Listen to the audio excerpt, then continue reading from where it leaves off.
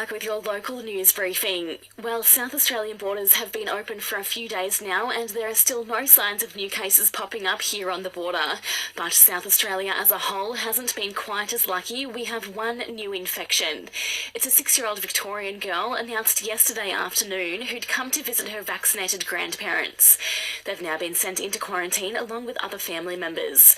Meantime, home testing kits used elsewhere to curb the spread of COVID aren't actually allowed in South Australia. Health officials say they won't become necessary until there is community spread, despite the borders opening this week.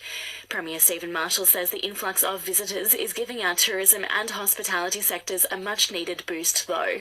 That means jobs for people in a very important sector, a sector that's been doing it disproportionately harder than just about any other sector in South Australia. While unleaded prices in Adelaide are now nudging $1.90 a litre, it's still as low as $1.47.9 in Mount Gambier.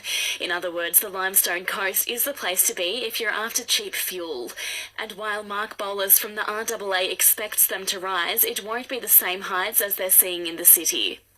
And the reason for that is, before COVID, the crude oil was about $70 a barrel. Then in the middle of COVID, when nobody was flying, nobody was driving, it dropped to $20 a barrel. And now we've got it back to $88 a barrel. So that's what's causing the underlying pressure for all fuel prices to rise.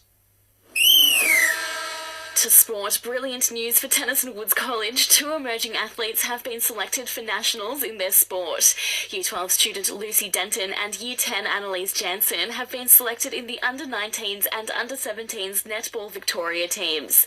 They're getting ready to start training with the outfit in January and final lists will be announced the following month in Feb. Michael Hill Black Friday sale. 50% off selected silver, 25% off selected gems and 15% off selected diamonds and gold. Shop now at Michael Hill.